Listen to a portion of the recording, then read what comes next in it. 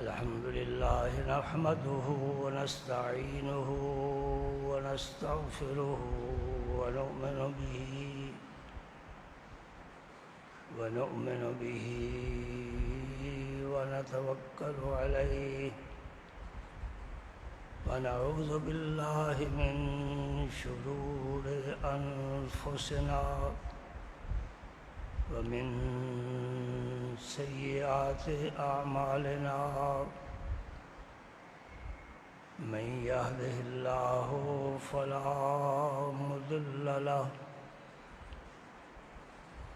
ومن يضلل فلا هادي له ونشهد أن لا إله إلا الله وحده لا شريك له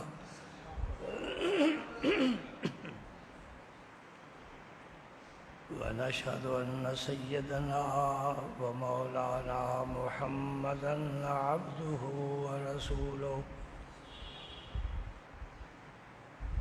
صلى الله تعالى عليه وعلى آله وأصحابه أجمعين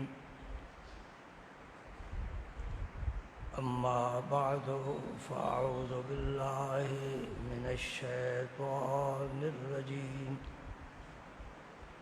بسم الله الرحمن الرحيم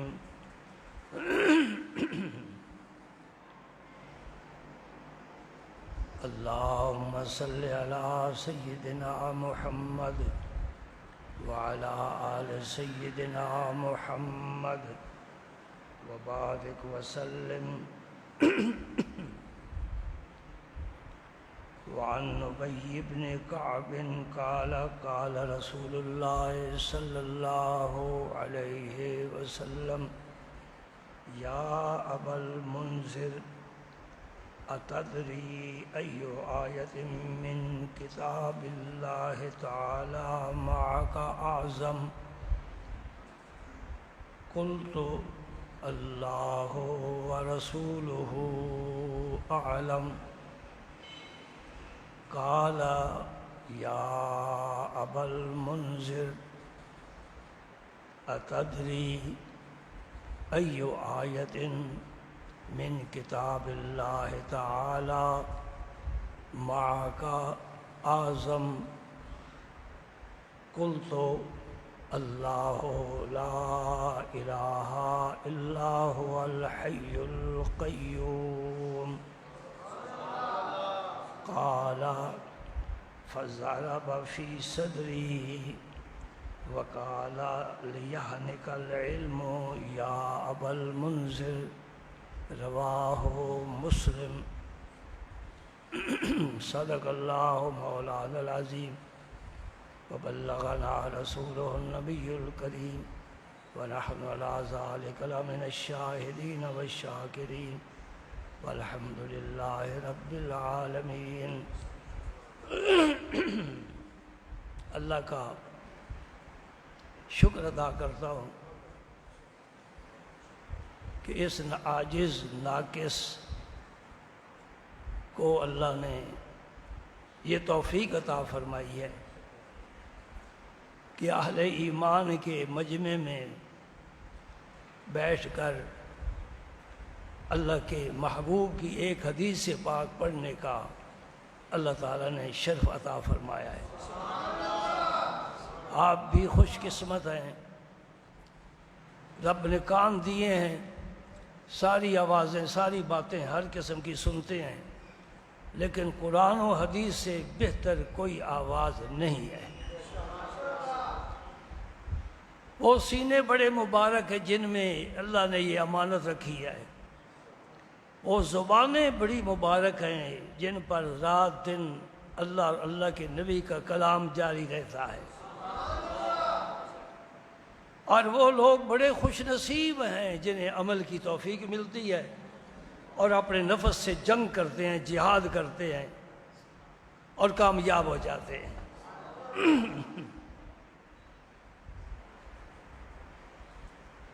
آپ نے سمجھ لیا جو کچھ میں کہنا چاہتا ہوں۔ گزشتہ جمعے میں نے آیت الکرسی کے بارے عرض کیا تھا، مضمون مکمل نہ ہو سکا، میں آج کوشش کروں گا، لیکن پھر بھی مکمل نہیں ہو سکے گا۔ جو مل جائے، سخی کے در سے جو خیرات مل جائے،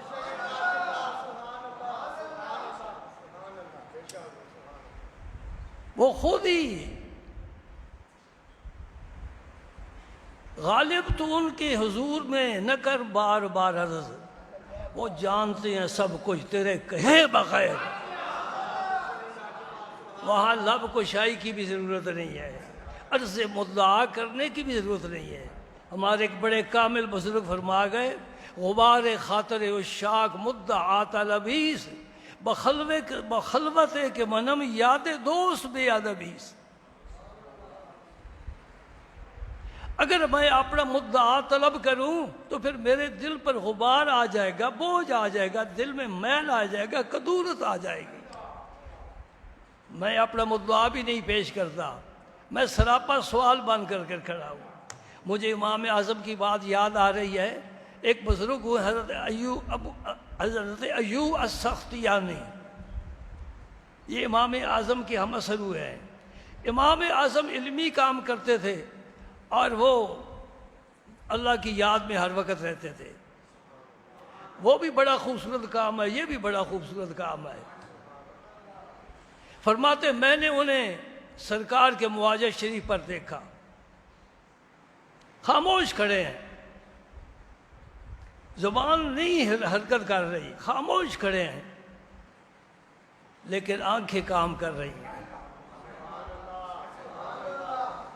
زبان سے یہ جو آنسو ہیں یہ بہت تیز ہیں، بہت کام کر جاتے ہیں۔ اس لیے کسی نے کہا تھا آنکھ کا کام ہے، آنکھ کا کام ہے ہر وقت سوالی رہنا، اس کو جچتا ہی نہیں اشک سے خالی رہنا۔ بارکیف یہ ایک الگ موضوع ہے۔ اللہ اکبر، اللہ اکبر۔ تو میں عرض یہ کرنا چاہتا ہوں کہ آیت الکرسی جس کے متعلق میں نے حدیث پاک پڑھی ہے، پہلے اس کا ترجمہ پیش کرتا ہوں۔ ابی ابن کعب حضور کے صحابی ہیں، صحابہ کی جماعت تو بہت زیادہ تھی، یہ صف اول کے ہیں، آپ کے بہت قریب ہیں، آپ کی پر بڑی شفقت ہے۔ اسی حدیث پاک کی کتاب میں ایک اور حدیث ان کے متعلق آتی ہے کہ ایک دن نبی کریم صلی اللہ علیہ وسلم نے انہیں فرمایا کہ ابی مجھے اللہ نے حکم دیا ہے کہ میں تجھے قرآن پڑھ کر سناؤں۔ کہاں پہنچے ہیں، کہاں پہنچے ہیں؟ اس لیے کہنے والے فرما گئے بخدا خدا کا یہی ہے در، نہیں اور کوئی مفرم کر، جو وہاں سے ہو یہیں آ کے ہو، جو یہاں نہیں وہ وہاں نہیں۔ یہ اہل سنت والجماعت کا صرف عقیدہ نہیں ہے، یہ قرآن کی روح ہے، یہ دین اسلام ہے، اللہ اور اللہ کے نبی کی پہچان ہے کہ اللہ تک رسائی حاصل کرنی ہے تو رسول اللہ کے ذریعے حاصل کرو۔ آپ کی خدمت میں چونکہ یہ مقبول تھے، منظور نظر تھے، قرآن پاک بڑا بہترین پڑھتے تھے۔ کس نے پڑھایا؟ قرآن پاک بڑا بہترین پڑھتے تھے، کس نے پڑھایا؟ آج حکم ہو رہا ہے، آسمانوں سے آرڈر آ رہا ہے، عرش والا فرما رہا ہے میرے حبیب ہمیشہ قرآن پڑھتے ہو، آج ابی ابن کعب کو پڑھ کر سناؤ۔ یہ حدیث میں آپ کو سنا کر پھر اس حدیث کی طرف جاؤں گا۔ تو حضرت ابی ابن کعب بڑے متعجب ہوئے، ذرہ کہاں، آفتاب کہاں، میں کہاں، خالق کائنات، خالق عرش و سما کہاں؟ میرا عرض کرتے ہیں یا رسول اللہ کیا اللہ نے میرا نام لیا ہے؟ مرزا غالب کہتے ہیں ذکر میرا مجھ سے بہتر ہے کہ اس محفل میں آئے، مانے صحیح میرا ذکر تو ہے نا۔ اللہ سمانی، یہ الفاظ حدیث پاک ہے، کیا اللہ نے میرا نام لیا ہے؟ خیال کیا ویسے ہی اللہ پاک نے فرمایا ہوگا کہ اپنے صحابہ کو قرآن پڑھ کر سناؤ، حضور نے میرا انتخاب فرما لیا ہوگا۔ نبی پاک صلی اللہ علیہ وسلم نے فرمایا، ہاں پھر پوچھتے ہیں وَقَدْ ذُكِرْتُ عِنْدَ رَبِّ الْعَالَمِينَ، جو رب العالمین ہے اس کے پاس میرا ذکر ہوا ہے، یعنی میرا نام لیا گیا ہے۔ آپ نے فرمایا ہاں، فَصَرَفَتْ عَيْنَاهُ، تو حضرت ابی بن کعب کی آنکھوں سے پھر آنسو جاری ہو۔ یہ آنسو خوف الہی کی وجہ سے نہیں ہے جس پر سارے مولوی زور دیتے ہیں، میں تمہیں کہ نہیں رابی بتا رہا ہوں، ایک خوف الہی سے آنسو آتا ہے، وہ بڑا قیمتی ہے۔ میرے پاک پیغمبر نے فرمایا دو آنکھیں کبھی دوزخ میں نہیں جائیں گی، ایک وہ آنکھ جو مسلمانوں کی سرحد کی حفاظت کرتے ہوئے رات گزارتی ہے، یہ اعزاز ہمارے فوجی نوجوانوں کو ملتا ہے، ہم ان کی بڑی قدر کرتے ہیں، عزت کرتے ہیں۔ میں تو ممبر سے بھی انہیں اونچا سمجھتا ہوں۔ ہم گھروں میں آرام سے سوتے ہیں، ساری رات ہمارا پہرا دے رہے ہیں، ہماری سرحدوں کی حفاظت کر رہے ہیں، جہاں خطرہ ہو جان ہتھیلی پر رکھ کر وہاں پہنچ جاتے ہیں۔ اس لیے اقبال نے کہا تھا الفاظ و معانی میں تفاوت نہیں، لیکن ملا کی اذا اور ہے، مجاہد کی اذا اور ہے۔ یہ صحابہ کرام تھے، یہ صحابہ کرام تھے، میرا نبی خود مجاہد تھا، آپ زرہ پہن کر خود پہن کر تلوار لے کر میدان میں اترا کرتے تھے۔ سجدے کرنے تو آسان ہے، تسبیح لے کر سبحان اللہ پڑھنا تو آسان ہے، ذرا دشمن کے مقابلے میں تو جاؤ۔ علی کس لیے سب سے بازی لے گئے کہ ہمیشہ میدان میں سینہ تان کر سب سے پہلے علی میدان میں جاتا تھا۔ ان کی شجاعت انبیاء کے بعد پوری دنیا میں ان کی شجاعت کا کوئی مقابلہ نہیں کر سکتا۔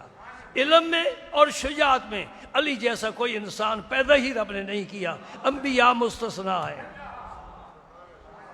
کسی امت میں، اس امت میں علی جیسا علم کسی کے پاس نہیں اور علی جیسی شجاعت کسی کے پاس نہیں۔ علی ہمارا ہے، ہم علی کے ہیں۔ علی امام منست و منم غلام علی، ہزار جان گرامی فدا بنام علی۔ شاہ مرداں شیر یزداں قوت پروردگار، لا فتح الا علی لا سیف الا ذوالفقار۔ سبحان اللہ۔ اب محبت علی مجھ پر غالب آ رہی ہے، پھر مضبوط رہ جائے گا۔ میں قربان جاؤں اس علی پر جس کے گھر کو مصطفیٰ کریم نے اپنے نور نظر کے ساتھ آباد فرمایا ہے۔ یہ جو امامت کو نبوت سے افضل سمجھتے ہیں، ان کی ہوش ٹھکانے نہیں ہے۔ نبی کہاں، امام کہاں؟ امام ہم بناتے ہیں، امام اعظم، امام مالک، امام شافعی، امام احمد بن حنبل، امام زین العابدین، امام باقر، امام جعفر صادق، یہ ہم بناتے ہیں، نبی اللہ بناتا ہے۔ کسی کا امامت کا انکار کر دو کفر نہیں ہے، نبی کا انکار کر دو تو کفر ہے۔ اس کا تعلق براہ راست اللہ کے ساتھ ہوتا ہے۔ دیکھو نا میرے نبی کو اللہ پاک نے کیا فرمایا، الذین یتبعون الرسول النبی الامیہ الذی یجدونہ مکتوبا عندہم فی التوراۃ والانجیل۔ یہ بڑی لمبی آیت ہے، میرے نبی کا قصیدہ ہے۔ میں آپ کو ایک بات سمجھانا چاہتا ہوں، دو آپ کے اسم مبارک لیے اللہ نے، نبی کہہ دے کافی ہے، رسول کہہ دو تو کافی ہے، لیکن دونوں ذکر ہوئے، الذین یتبعون الرسول النبی، رسول بھی ہے نبی بھی ہے۔ کیا فرق ہے رسول اور نبی میں؟ نبی وہ ہوتا ہے جو ادھر سے لیتا ہے، رسول وہ ہوتا ہے جو مخلوق کو دیتا ہے۔ یہ دو حقیقتیں بتائی ہیں، یہ میرا مجھ سے لینے والا ہے تمہیں،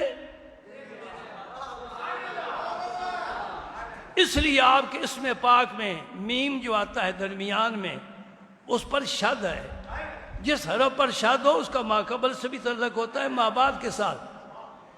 ایسے ہی جوڑ نکالتے ہو نا، محمد ہا کا میم کے ساتھ تعلق ہے، میم کا دال کے ساتھ تعلق ہے۔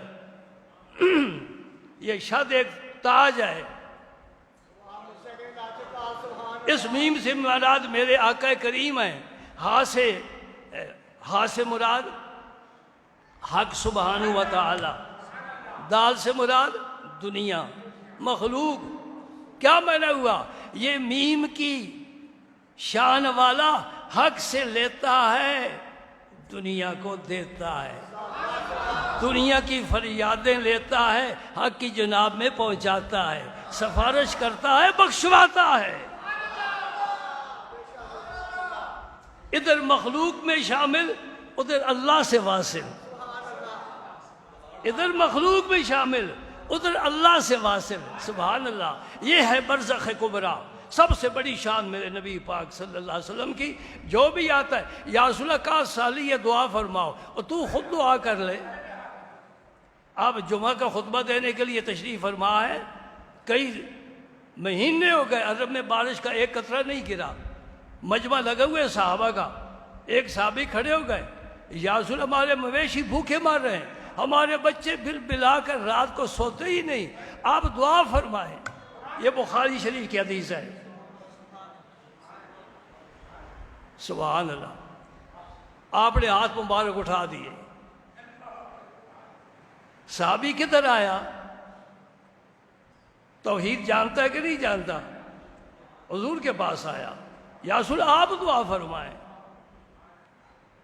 آپ نے نہیں کہا تو ہی مانگ لے، ہاتھ اٹھائے۔ صحابہ کرام فرماتے پورا آسمان صاف تھا، ابھی آپ کا ہاتھ مبارک چہرے پر آئے نہیں۔ یہ بھی سن لو، سینے کے برابر دعا کے وقت ہاتھ اٹھانا یہ سنت ہے، اور ہاتھ ملا کر یوں دعا مانگتے ہیں لوگ، یہ کوئی دعا نہیں ہے۔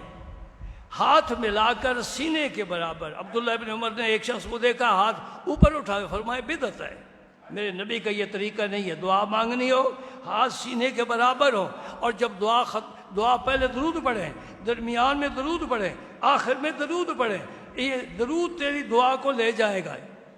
اور آخر میں دونوں ہاتھ چہرے پر پھیرو، یوں ہی نہ کہہ دو جس طرح عرب لوگوں کی عادت ہے، وہ ہاتھ بھی گھٹنوں پر رکھتے ہیں، اٹھا کر دعا نہیں مانگتے، اور پھر یوں ہاتھ چہرے پر، منہ پر، چہرے پر پھیرنا چاہیے ہاتھ۔ صحابہ فرماتے ابھی سرکار نے دعا ختم نہیں فرمائی کہ بادل گر کر آ گئے، اور ایسا برسا پورا دن پوری رات، دوسرا دن پوری رات، تیسرا دن پوری رات، دوسرا جمعہ آ گیا، بادل رکنے کا نام ہی نہیں لیتا۔ اللہ کے نبی نے فریاد کی ہے، یا اللہ تیری مخلوق پیاسی ہے، بھوکی ہے۔ پورا ہفتہ بارش ہوتی رہی، موسلادھار بارش ہوتی رہی، وادیاں بھر گئیں، آنا جانا مشکل بن گیا، مویشی کہاں باندھے، کوئی خشک جگہ نہیں ملتی۔ اب فرماتے دوسرا جب جمعہ آیا، وہی صحابی تھے یا راوی کہتے کوئی اور صحابی تھے، بہرحال ایک صاحب اٹھے، انہوں نے عرض کیا، توجہ سے سننا یہ آخری حصہ حدیث کا۔ پہلے کہتا ہر ایک کا قائل ہے، اب جو میں کہہ رہا ہوں اس کے کوئی قائل ہوگا۔ ہاں، عقیدے بدل گئے، راستے بدل گئے، قبلے بدل گئے، صراط مستقیم پر رہو جو سیدھا نبی کی جناب میں لے جاتا ہے۔ وہی سے یا کوئی اور صحابی تھے، انہوں نے کیا عرض کیا، رسول اب تو پانی اتنا ہو گیا ہے کہ وادیاں بھر گئی ہیں اور مویشی باندھنے کی جگہ بھی نہیں رہی، اب اس بادل کو روکا کیسا جائے؟ مانگ تو لیا، اب روکا کیسا جائے؟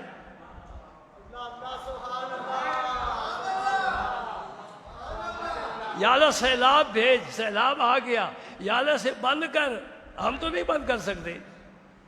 ہاں دیکھو میرے نبی کی یہ انگلی مبارک، جس نے چاند کو 2 ٹکڑے کرنے پر مجبور کر دیا۔ سبحان اللہ، یہ واقعہ قرآن میں آتا ہے۔ اقتربت الساعۃ وانشق القمر، قیامت قریب آ گئی، چاند 2 ٹکڑے ہو گیا، یعنی چاند کے 2 ٹکڑے ہونے کے بعد قیامت کی نشانیاں ظاہر ہونا شروع ہو گئی۔ میرا نبی خود قیامت کی سب سے بڑی نشانی ہے۔ جب آخر پیغمبر آ جائیں گے پھر میں دنیا کی بساط کو لپیٹنا شروع کر دوں گا. میرا مقصد پورا ہو گیا. اب کوئی نبی نہیں، ان کی امت کے بعد کوئی امت نہیں، ان کی کتاب کے بعد کوئی کتاب نہیں، ان کی شریعت کے بعد کوئی شریعت نہیں. آخری نبی، شان والا، عزت والا، کمال والا. حضور نے یوں انگلی مبارک لے کر یوں آسمان پر یوں پھیری اور زبان مبارک سے فرمایا اللہم حوالینا ولا علینا. یا اللہ اب ہم پر نہ برسے، ادھر ادھر برستی ہے تو برستی رہے. اب صحابی کیا کہتے ہیں؟ فما یشیر، و بخاری میں الفاظ موجود ہیں جی، اتفاقاً میری زبان پر یہ آ گئے، میرے موضوع میں شامل نہیں ہے.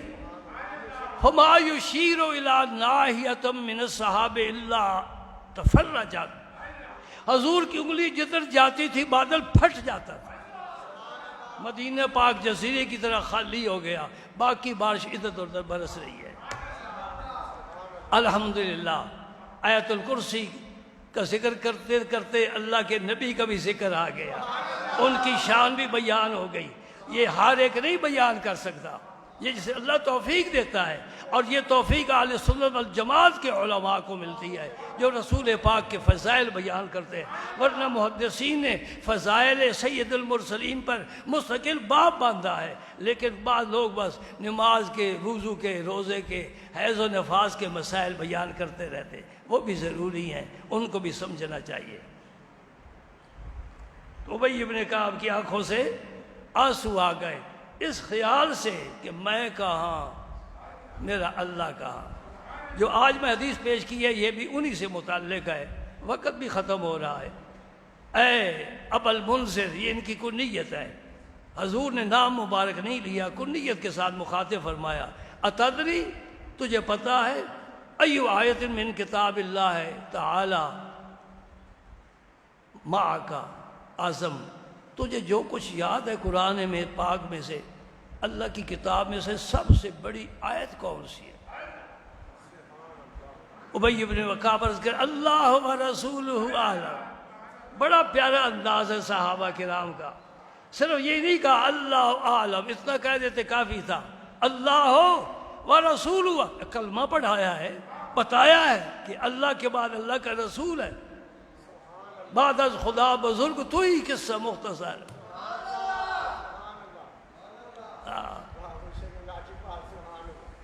پھر آپ نے وہی سوال دہرایا.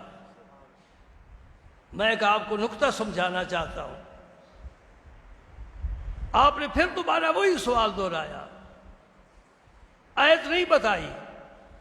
فرمایا ابی یا ابا المنذر، اللہ کی کتاب میں سے کون کی سب سے بڑی آیت تجھے تیرے پاس ہے، تجھے یاد ہے؟ کہتے اللہ لا الہ الا ہو، آیت الکرسی، سب سے بڑی شان والی آیت. پہلے کیوں نہیں بتایا؟ علم نہیں. اب کیسے علم آ گیا؟ یہ فیضان نظر تھا یا کہ مکتب کی کرامت تھی، اور شاعر مشرق تسلیم کر گیا ہے اہل اللہ کی. اور نبی تو پھر بہت بلند ہوتے ہیں، ان کی نظروں میں تاثیر ہوتی ہے. یہ فیض کبھی نظر کے ساتھ دیتے ہیں اور کبھی اس طرف وہ فیض دیتے ہیں کہ مجھے رب نے فرمایا میں تجھے قرآن پڑھ کر سناؤں. یہ بھی فیض مل رہا ہے.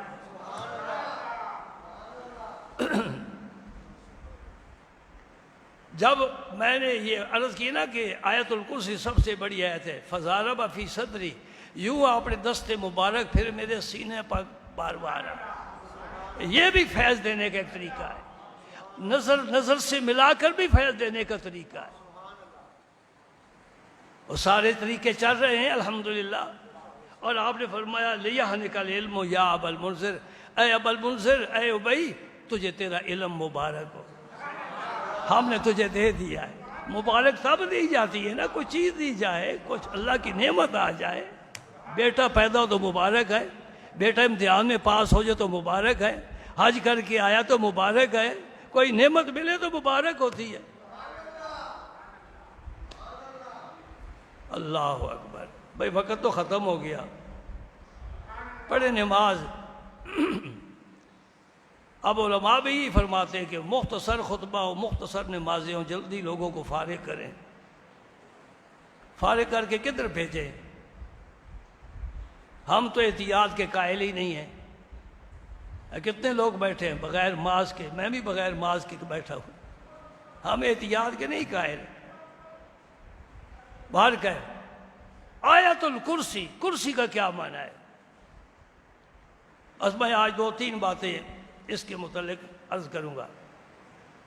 اس کا ایک معنی ہے موضع القدمین، مفسرین نے معنی کیا ہے یہ جو سیڑھی ہے جس پر میں نے پاؤں رکھے ہوئے ہیں، پاؤں رکھنے کی جگہ ہماری سمجھ سے بالا ہے، ہماری سمجھ آئی کیا؟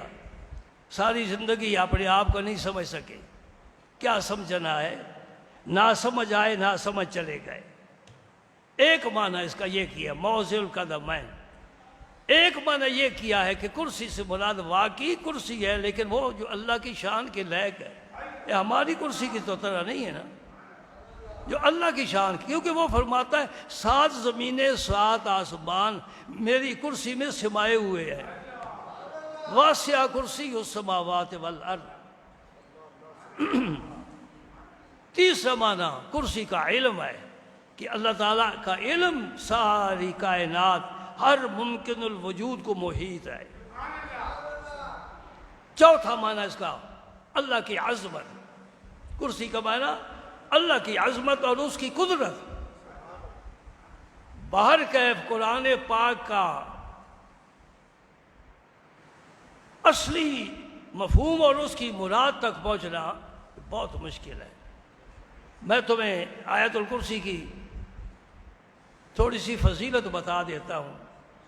گزشتہ جو میں عرض کیا تھا وہ شیطان کے حوالے سے، کہ اس نے کہا تھا کہ جو رات کو سوتے وقت آیت الکرسی پڑھے شیطان اسے قریب نہیں جائے گا۔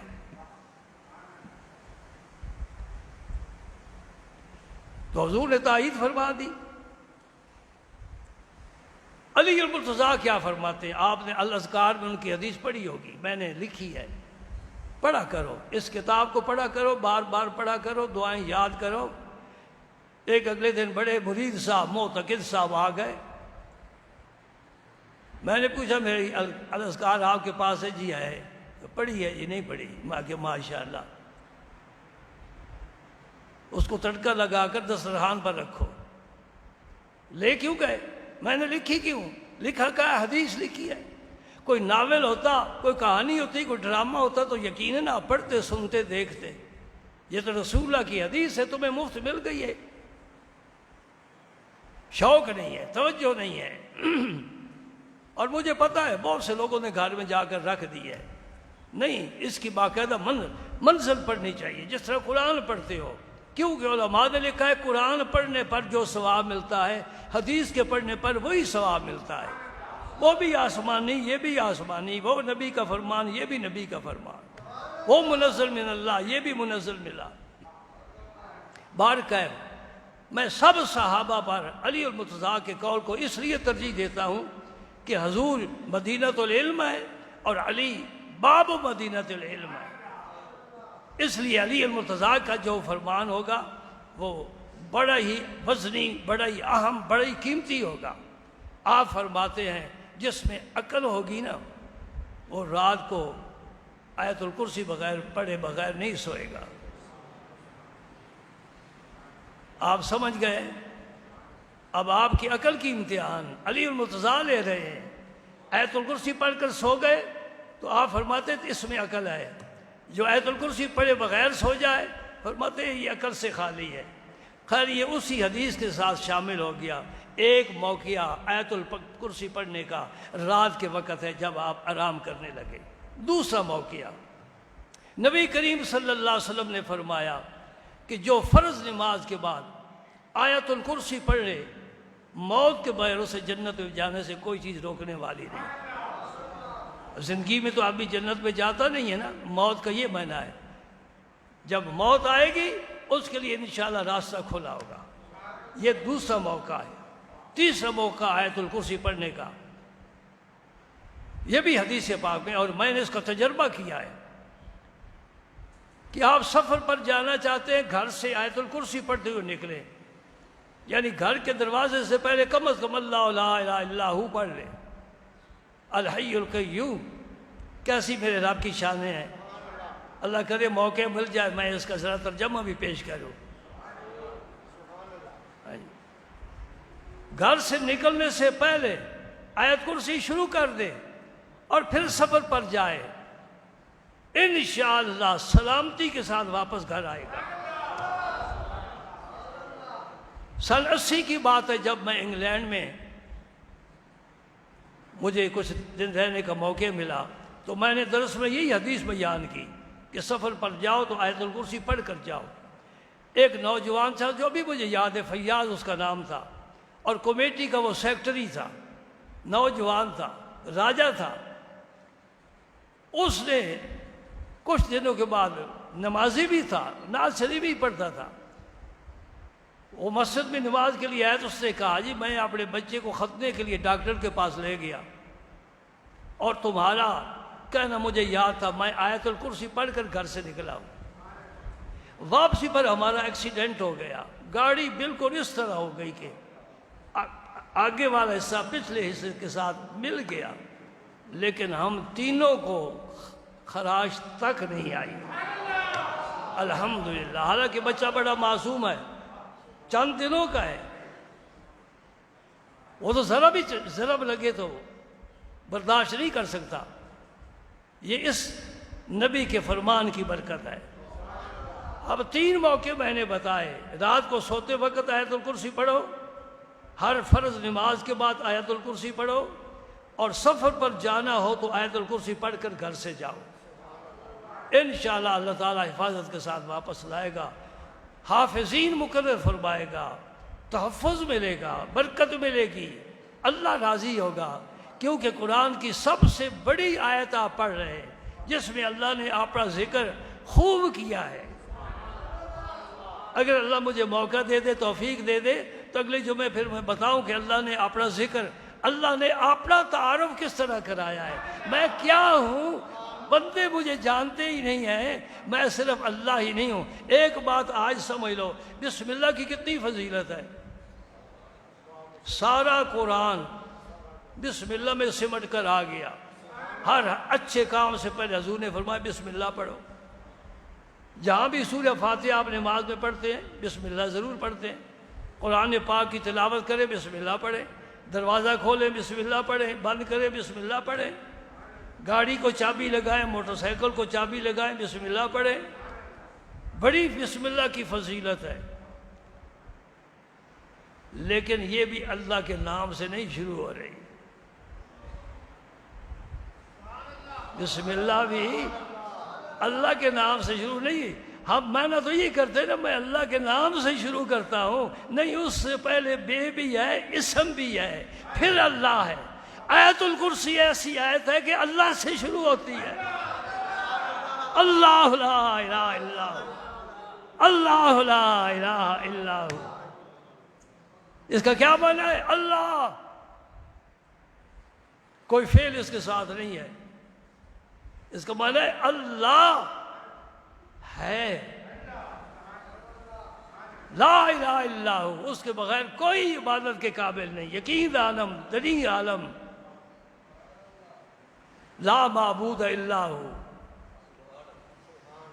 یہ کون فرما رہا ہے؟ ایک عارف کہہ رہا ہے، وہی عارف جسے سلطان باہو کہتے ہو، یقین عالم، دنی عالم، لا معبود الا ہو، لا مقصود فی الکونین، لا موجود الا ہو،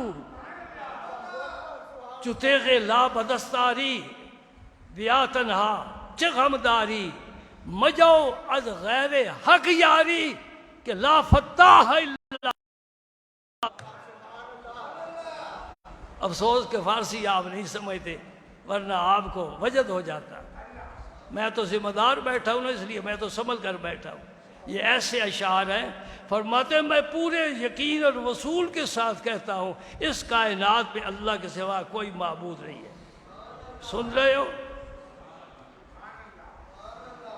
اور پھر فرماتے ہیں صرف معبود ہی نہیں ہے، معبود ہی نہیں ہے، کل من علیہا فان ویبقی وجہ ربک ذو الجلال والاکرام۔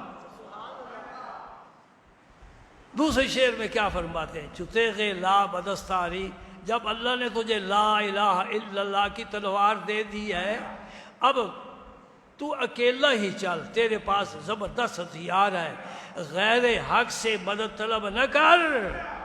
یہ فقیر کہہ رہا ہے، سلطان باؤ صاحب کا پیغام ہے، آپ تک پہنچا رہا ہوں۔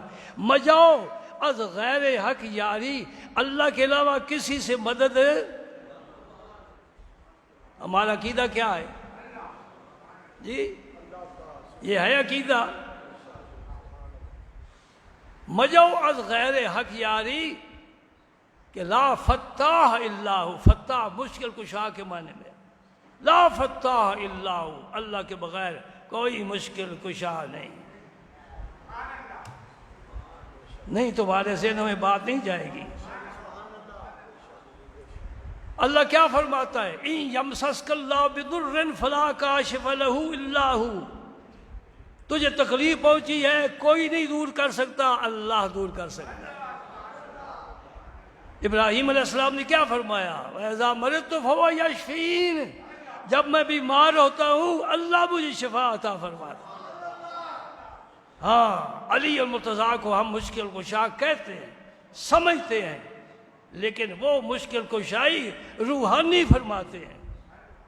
جو سالک سلوک کی منزلیں طے کرتا ہے، عرفان کی راہوں میں چلتا ہے، اس کے لیے کوئی مشکل پیش آ جاتی ہے تو مولا کائنات ولیوں کے امام اور پیشوا ہیں، وہ ان کی طرف رجوع کرتا ہے، اس کے لیے راستہ آسان فرما دیتے ہیں۔ وآخر دعوانا الحمدللہ۔